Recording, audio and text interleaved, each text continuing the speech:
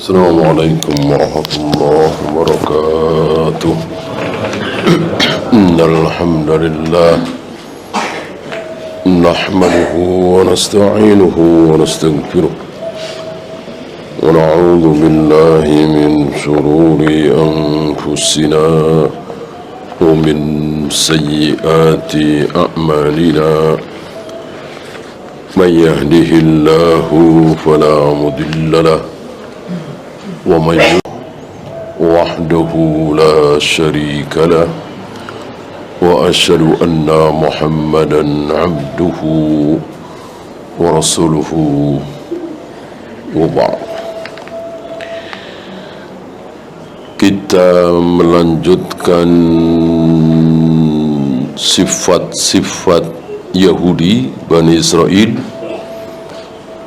Allah betul-betul menguliti satu persatu kelakuan, sifat, sikap Yahudi Bani Israel. Siapa yang heran melihat kelakuan Yahudi hari ini, yang tidak punya rasa malu sedikit pun, berarti dia tidak membaca bagaimana Allah membongkar borok mereka dan tidak akan berubah. Sudah sunnatullah, kecuali mereka masuk Islam. Selagi mereka berada dalam Yahudinya, tidak akan berubah. Karena tidak ada rasa malu, pembohong, pendusta, ingkar janji, dan seterusnya,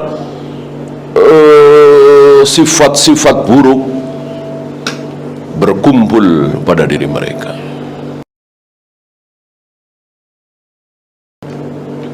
Sampai hari kiamat. Sampai hari kiamat tidak akan berubah. Jangan berharap, jangan bermimpi kaum muslimin bisa berdampingan secara damai dengan mereka, ya. Kita yang mati atau mereka yang mati. Salatu wassalam, bahwa mereka akan dibantai oleh kita, oleh kaum muslimin. Kaum muslimin bisa bicara kecuali pohon. Dengan ucapan Nabi alaihi salatu wassalam, mereka ragu. Yang masih pingin damai. Ini Al-Quran, bagaimana Adam diusir dari surga, 40 ke atas. Bukhari, Imam Muslim, bahkan mengalahkan para sahabat, bahkan mengalahkan Abu Bakar dan Umar. Semulia-mulia Abu Bakar dan Umar bukan Nabi. Israel Nabi.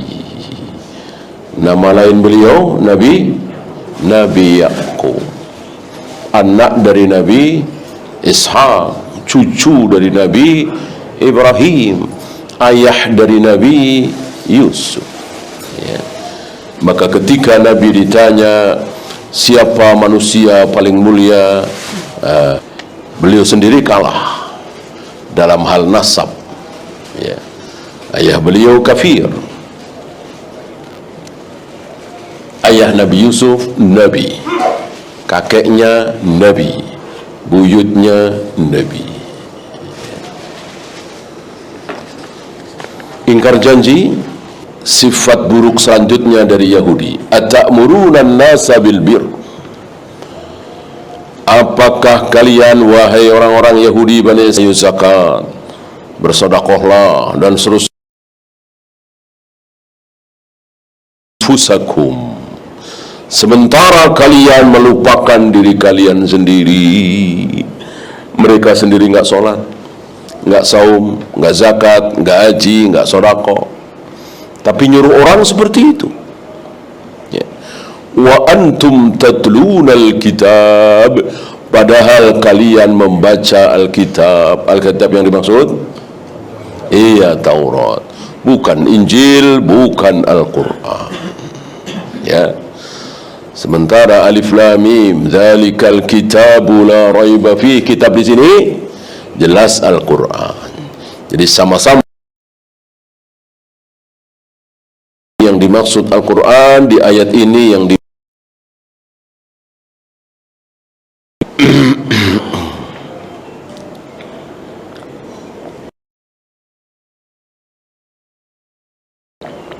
sama-sama Rasul, ya. Inni laqaulu rasulin karim, sama-sama Rasul.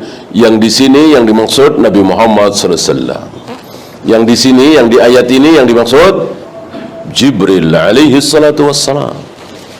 Maka hati-hati, hati-hati memahami Al-Quran, jangan gegabah. Ikuti penjelasan para ulama ahli tafsir.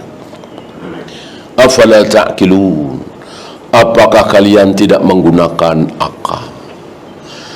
Jika Yahudi Bani Israel mengucapkan sesuai dengan perbuatan kelakuan Yahudi seperti ini, ya, maka tidak ada di ayat Al-Quran, wahai Bani Israel, jangan kalian membunuh istri-istri kalian. Nggak ada, ya. Ya karena mereka nggak begitu. Mereka nggak membunuh istri-istrinya, ya. Mereka membunuh para nabi. Falima taqtuluna al-anbiya'a bighairi haqq, kalian telah membunuh para nabi, para rasul tanpa alasan yang, maka diungkapkan di dalam Al-Quran. Maka tidak mungkin kita bisa mengalahkan Yahudi, nggak mungkin. Kalau kita tidak tahu borok mereka, tidak kita fahami Al-Quran sebagaimana yang dilakukan oleh negeri-negeri Muslim hari ini, seolah nggak faham, seolah nggak faham Al-Quran. Kalau mereka faham Al-Quran, diserang terus sampai habis binasa, sampai mereka bertekuk lutut, sampai mereka tidak bisa apa-apa dan taat kepada pemerintahan kaum muslimin. Dan itu yang terjadi selama 1.300 tahun, ya, atau 1.200 tahun sekian. Itu yang terjadi. Mereka miskin, rendah, terjajah, nggak punya apa-apa, dan tunduk di bawah pemerintahan baru, ya. Dimulai mereka bikin satu gerakan untuk mengumpulkan seluruh orang-orang Yahudi,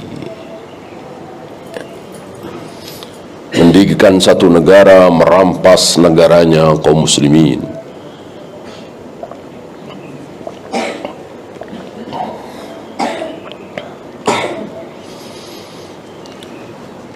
Apa maunya Allah menurunkan ayat ini dan ayat-ayat tentang Yahudi Bani Israel?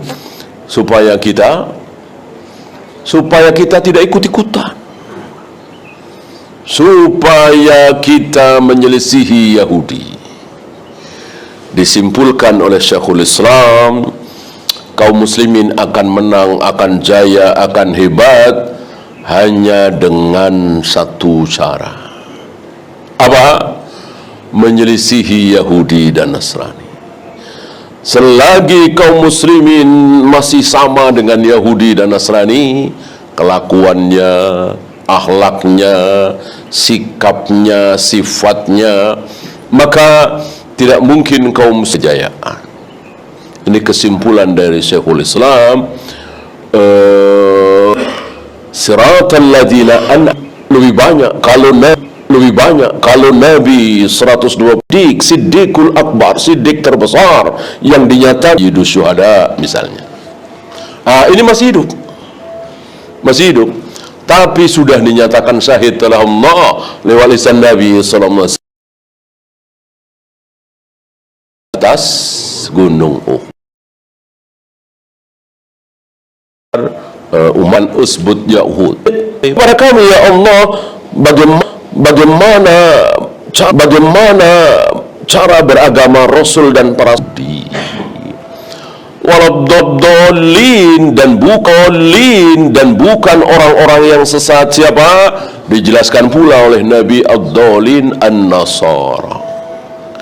Sama-sama, banyak yang sama, ya, sama-sama mengubur mayat di masjid.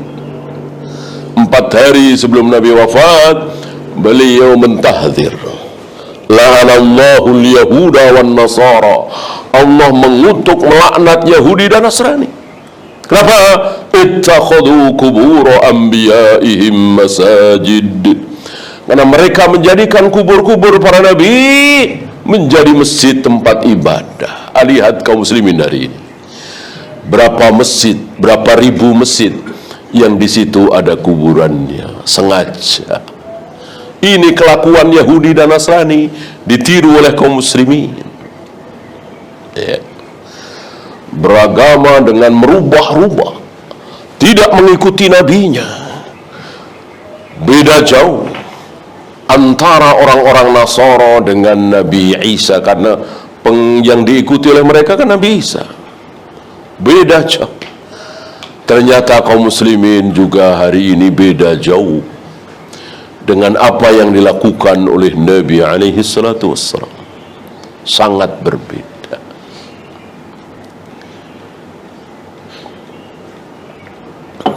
Terhadap Yahudi dan Nasrani justru sama. Ya, kita baca riwayat-riwayat yang dibawakan oleh beliau. Sebagian sahih, sebagian ada yang dhaif, ya. Dan beliau sendiri yang mengatakan bahwa itu dhaif.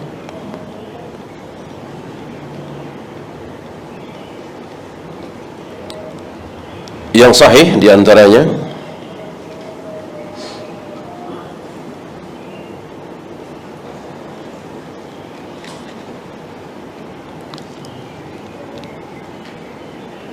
la yafqahu ar-rajulu kullal fikhi, seseorang tidak akan sempurna fikihnya.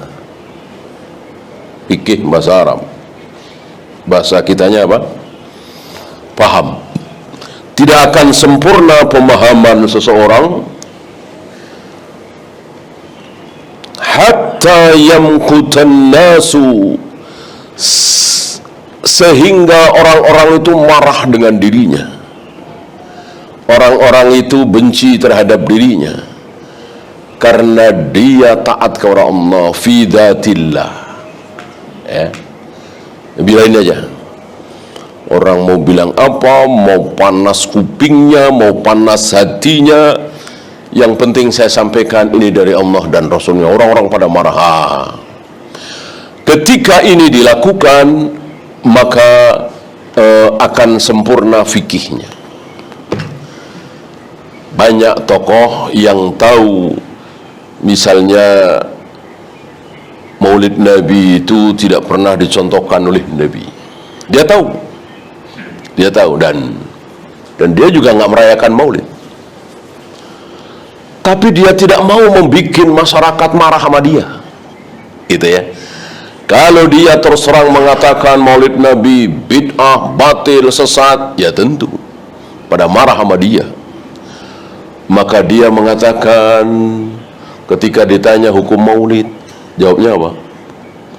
Mau bilang sunnah mungkin ya nggak tega juga, orang dia tahu bukan sunnah, ya. Cuman muter-muter. Maulid itu apa sih? Maulid itu kelahiran Nabi. Ya emang bener ya, Maulid kelahiran Nabi kan. Lah masa kita mengingkari kelahiran Nabi? Gitu. Maulid itu ada hukumnya? Ya nggak ada hukumnya. Orang kelahiran Nabi kok ada hukumnya? Itu kan sejarah. Maulid itu kelahiran Nabi. Hari kelahiran Nabi disebut Maulid. Loh, kita mau tolak Maulid, mau bantah Maulid, berarti membantah kelahiran Nabi, berarti Nabi nggak pernah lahir gitu. Nah, ini kan bodoh sekali gitu kan. Ini kan karena dia tidak mau membuat masyarakat marah. Dia tidak mau menyakiti hati masyarakat. Tapi menyakiti Allah dan Rasulnya dia berani, iya kan? Orang bid'ah, ya gitu. Maka diputar-putar sampai orang awam juga nggak jelas apa maksudnya. Maulid kelahiran Nabi, menolak Maulid berarti menolak. Kan jelas yang dibahas ini kan perayaan Maulid, bukan Maulidnya. Ya sebodoh-bodoh seorang Muslim tentu nggak ada yang menolak kelahiran Nabi. Nabi nggak pernah lahir, mana ada. Yang dibahas kan peringatan Maulid Nabi, ya, bukan Maulidnya, bukan kelahiran Nabi. Kelahiran Nabi memang bahasa Arabnya Maulid. Ya siapa yang nolak? Yang dibahas peringatannya, perayaannya. Kalau di hari kelahiran Nabi katanya 12 Rabiul Awal, itu juga tidak tepat perhitungannya, ya. Itu merayakan sesuatu, itu yang menjadi pembahasan. Kenapa jadi bahas hari kelahiran Nabi? Ya intinya seperti tadi. Tidak ingin masyarakat tahu dia menyalahkan perayaan Maulid. Nah, beda dengan para sahabat. Nggak peduli mau marah mau apa, ini perintah Allah, ini perintah Rasulullah.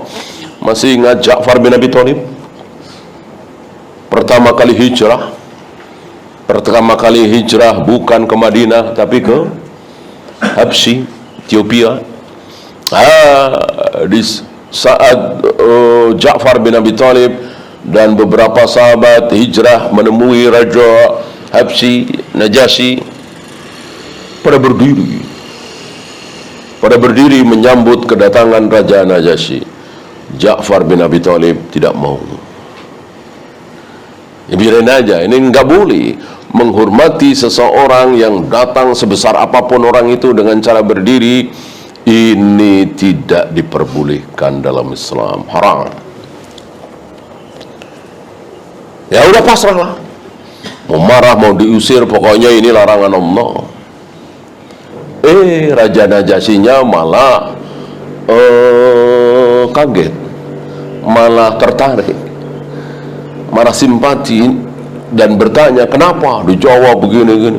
Apakah ada ayat yang engkau hafal dari orang yang mengaku Nabi itu? Nabi terakhir ada. Dibacakan surat Maryam, menangis dia. Ternyata sama dengan apa yang ada di dalam Injil yang asli, surat Maryam itu. Ya, akhirnya masuk Islam. Begitu kira-kira yang terbaik para sahabat. Biarin orang marah, bahkan orang besar, di saat butuh, begitu.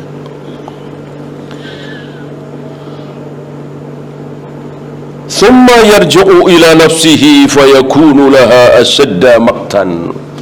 Lalu dia kembali kepada dirinya, kok saya begini ya, kok saya begini ya, kok saya begini. Muhasabah. Wa huwa ashaddu maqtan. Dia lebih marah lagi terhadap dirinya, ya, lebih menyesali dirinya, merasa ahli maksiat, merasa rendah, merasa banyak kewajiban yang belum ditunaikan, merasa banyak dosa-dosa yang dilakukan. Itulah orang-orang soleh. Salah satu ciri orang soleh adalah tidak merasa soleh. Salah satu ciri-ciri orang baik adalah tidak merasa baik, ya. Sebagaimana ucapan Nabi Muhammad SAW, manusia paling soleh, paling bertakwa di muka bumi, tidak merasa baik, tidak merasa lebih hebat dari Nabi Yusuf. Jika aku yang jadi Nabi Yusuf, di penjara disuruh keluar, tentu aku keluar.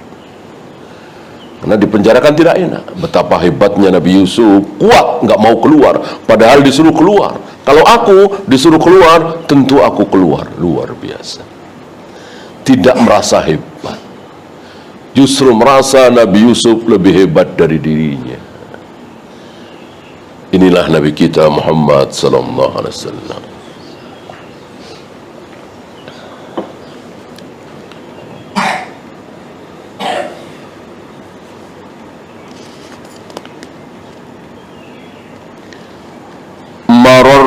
laita usriya bi. Ini riwayat berikutnya saya pilihkan. Ketika malam Isra Mi'raj, marartu ala qaumin, aku melewati satu kaum, sifahahum tuqradu bimaqarid min nar, yang bibirnya digunting, mulutnya digunting dengan gunting dari neraka. Man haula'i, mereka siapa wahai Jibril? Aku bertanya, mereka siapa wahai Jibril? Jibril menjawab, khutba'u ummatik, mereka adalah para penceramah dari kalangan umatmu, para penceramah, min ahli dunia. Gimana mulutnya, lidahnya tidak digunting. Dalam ceramahnya dia mengatakan yang hak itu batil, yang batil itu hak, yang sunnah itu bid'ah, yang bid'ah itu sunnah, yang syirik itu tauhid, yang tauhid itu syirik. Dan dia tidak melakukan apa yang dia perintahkan. Kanu ya'muruna an-nasa bil bir wa yansawna anfusahum. Mereka perintahkan orang-orang untuk melakukan kebaikan, persis seperti Yahudi. Karena Nabi sudah tegaskan, la tattabi'unna sunana man kana qablakum shibran bi shibrin wa dhira'an bi dhira'in. Demi Allah, sejengkal demi sejengkal, sehasta demi sehasta, kalian akan mengikuti kelakuan Yahudi. Salah satunya ini. Maka para imam mengatakan tidak ada kelakuan Yahudi yang tidak ditiru oleh kaum muslimin. Enggak ada. Apa coba? Sampai Nabi mengatakan, seandainya ada Yahudi yang menzinai ibunya, maka pasti ada di antara umat ini yang akan menzinai ibunya. Enggak ada kelakuan buruk Yahudi yang tidak ditiru oleh kaum muslim. Barangkali satu yang tidak. Satu doang. Apa? Kelakuan Yahudi yang tidak ditiru oleh kaum muslimin, kelakuan buruk satu. Tidak ditirukan oleh kaum, tidak bisa. Apa? Membunuh para nabi.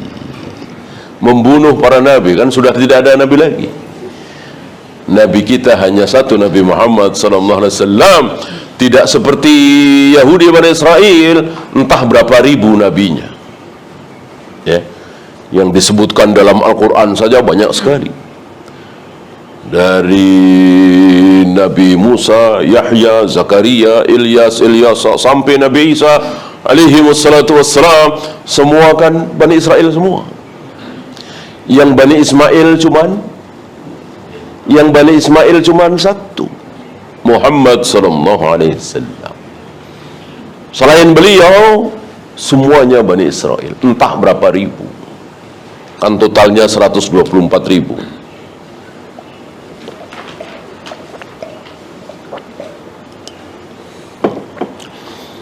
Adapun di luar itu, culas, dusta, mengubur mayat di masjid, merubah-rubah ayat, tahrif, walaupun bukan lafadznya lafadznya tidak dirubah, karena memang sudah dijamin. Inna nahnu nazzalna dzikra wa inna lahu lahafidun. Aku sendiri yang menurunkan Al-Quran, aku sendiri yang menjamin, yang menjaga keaslian Al-Quran. Maka tidak mungkin bisa dipalsukan, dirubah, walaupun seayat, walaupun sekata, bahkan walaupun sehuruf. Yang dirubah apanya oleh kaum muslimin? Maknanya. Ar-Rahmanu 'alal arsy istawa, Allah istiwa di atas arsy. Diganti dengan istaula. Itu. Ini di kitab-kitab tafsir yang bukan bermanhaj salaf. Istawa istaula, sampai di kamus. Ini luar biasa Kerusakan manhaj menjadikan kerusakan ilmu. Ada kamus besar. Ada di situ. Istawa ay istaula. Ini salah sesalah-salahnya. Istaula itu menguasai setelah mengalahkan. Misalnya ada seorang raja lalu dibunuh, diserang, dibinasakan oleh seseorang. Nah, rajanya mati, ya seseorang ini menguasai. Itu namanya istaula. Menguasai setelah mengalahkan. Berarti kalau Allah itu istaula di atas arsy, berarti dulu ada Tuhan lain yang menguasai arsy, lalu dikalahkan, dibunuh oleh Allah, lalu Allah lah yang menguasai arsy itu yang kedua. Betapa batilnya pengertian ini. Itu terjadi di kitab-kitab tafsir yang bukan salafi. Pesantren-pesantren istawa ay istaula, karena kamusnya memang seperti itu. Jadi kerusakan manhaj itu menjadikan kerusakan ilmu. Ada doktor lulusan Madinah, pintar tentunya, ya awalnya manhajnya baik, tapi menjadi rusak karena bergabung dengan partai. Nah, tiga-tiganya si doktor ini khutbah di Masjid Al-Azhar mengatakan suara rakyat suara Tuhan. Rusak ilmunya. Bagaimana suara rakyat menjadi suara Tuhan? Jadi Tuhan, Allah ikut-ikutan rakyat begitu? Ya, rakyat Indonesia maunya apa? Aku ikut. Innalillahi. Itu terjadi. Kerusakan manhaj menyebabkan kerusakan ilmu. Ilmunya jadi rusak, hilang ilmunya. Maka hati-hati terhadap manhaj.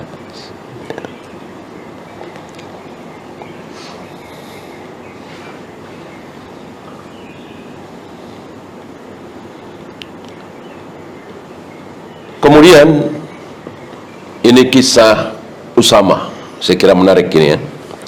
Ini ada di Bukhari dan Muslim. Qila li Usamah, ingat antum ya siapa Usamah ya? Dia dan ayahnya sangat-sangat dicintai oleh Nabi, dan Nabi sempat sedih ketika ada selentingan bahwa Usamah ini bukan anaknya Zaid. Padahal Usamah dan Zaid ini sangat-sangat disayang oleh Nabi. Kenapa?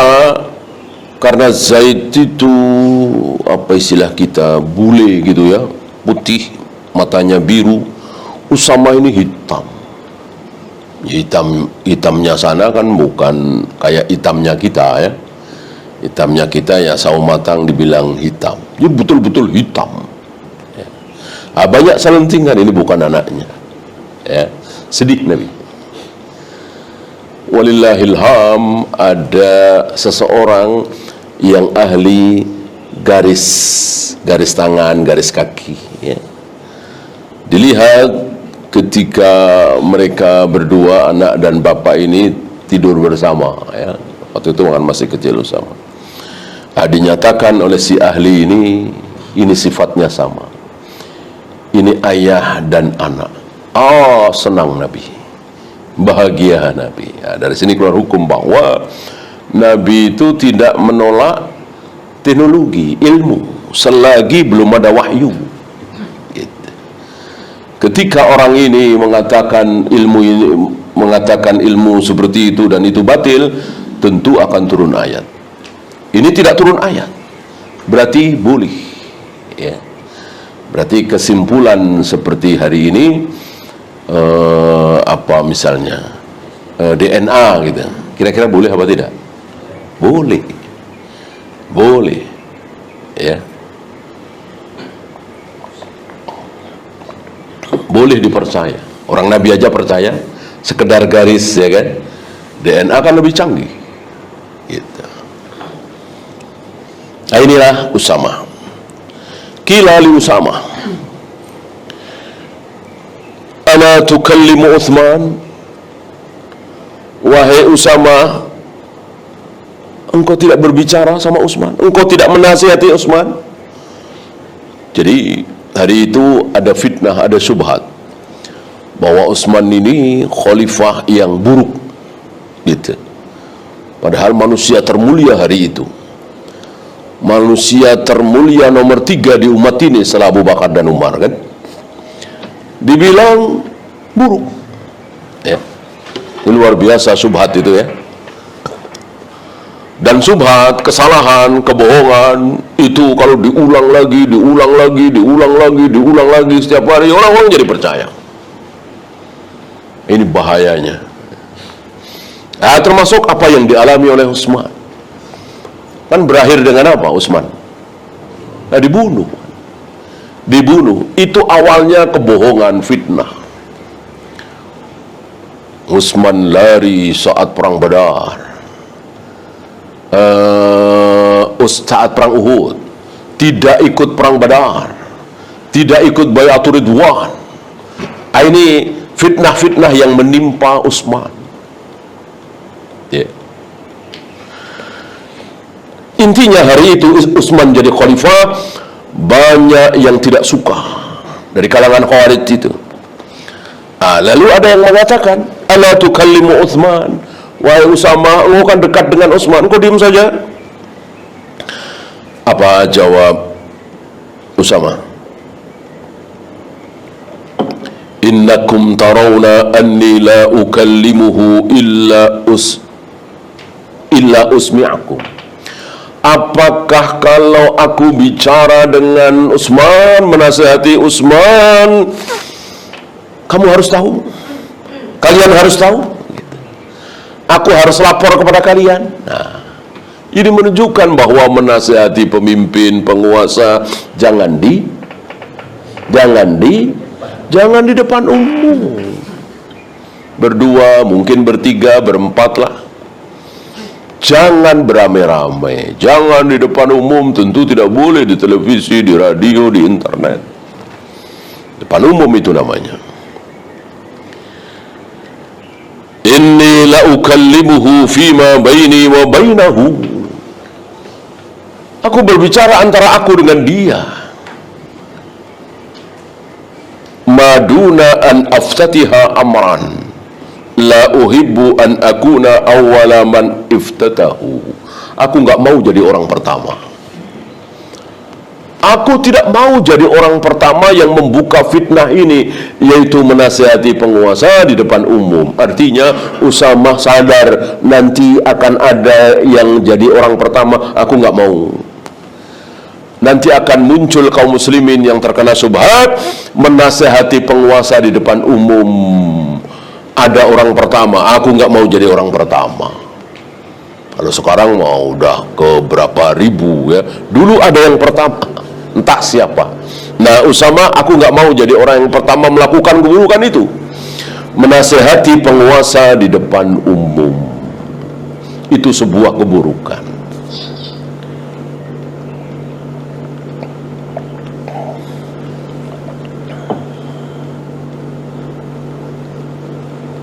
Nah, setelah itu baru Usamah membawakan sabda Nabi. Ya. Apa sabda Nabi yang dimaksud berkenaan dengan tafsir ayat tadi? Yuja'u birrajuli yaumal qiyamah, kelak pada hari kiamat akan didatangkan seseorang, fayulqa finnar, dia akan dilempar ke neraka, fatandaliku bihi aqtabuhu, terburai ususnya keluar, fayaduru biha finnari kama yadurul himar biruha, dia berputar-putar seperti himar. Fayatufu bihi ahlun nar, lalu ahli neraka, sama-sama ahli neraka mengerumuni dia, bertanya, ya fulan ma asabak, wahai fulan, rupanya kenal waktu di dunia. Teringat mereka, alam takun ta'muruna bil ma'ruf wa tanhana 'anil munkar, Bukankah engkau dulu yang nyuruh kami sholat, nyuruh kami zakat, nyuruh kami haji, melarang kami berzina, minum khamar, ya da'ilah, mubalik, penasehat. Kan dulu engkau yang memerintahkan kebaikan kepada kami, melarang kami berbuat maksiat. Dijawab, betul. Betul, kuntu amurukum bil ma'ruf wala atihi. Betul, aku perintahkan kalian untuk melakukan hal-hal yang ma'ruf, tapi aku sendiri tidak lakukan. Berarti dia nggak sholat, nggak saum, cuma nyuruh doang. Adapun sholat tahajud, puasa Senin Kamis, puasa Daud, seseorang yang memerintahkan tapi dia tidak mengamalkan, bolehkah? Tentu boleh, kan tidak wajib. Tidak wajib. Maka keliru orang yang mengatakan siapa yang memerintahkan dia harus melakukan duluan. Kalau dia memerintahkan kaum muslimin untuk sholat tahajud, dia harus sholat tahajud dulu. Kalau dia memerintahkan mengajak kaum muslimin untuk puasa Daud, dia harus puasa Daud dulu. Betul? Tidak betul. Kan tidak wajib. Untuk yang tidak wajib, tidak. Ya, membahas biasa. Ya.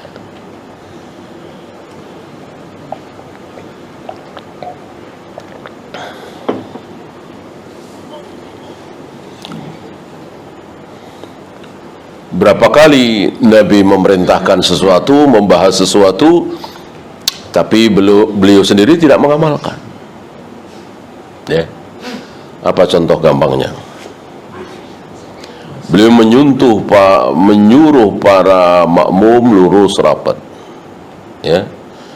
Beliau sendiri nggak lurus rapat. Orang nggak pernah jadi makmum, ya kan? Jadi imam terus, ya kan? Nah, beliau nggak mencontohkan, tapi menyuruh. Ya kan? Berapa banyak yang beliau tidak amalkan, ya kan? Artinya ada yang ilmu gitu, dan ilmu itu tidak bisa diamalkan. Ya, seorang ustadz, dia tahu persis bagaimana cara tawaf, cara sa'i, bagaimana bermalam di Muzdalifah, dia tahu persis, dia ajarkan kepada orang-orang yang mau berangkat haji. Dia sendiri nggak berangkat, orang nggak punya uang, ya kan? Apakah tercela? Ya tidak tercela. Ya, artinya ada hal-hal yang tidak bisa dilakukan oleh seorang alim. Mungkin masalah biaya, mungkin masalah kesempatan, dan seterusnya. Begitu juga aku larang kalian untuk berbuat maksiat, aku sendiri berbuat maksiat. Adakah orang seperti itu? Ada. Kalau nggak ada hadis ini. Ada, entah siapa. Nanti ada kan seperti itu. Mungkin antum tahu, ya. Waliyadzubillah, jangan sampai kita menjadi orang seperti itu. Ya.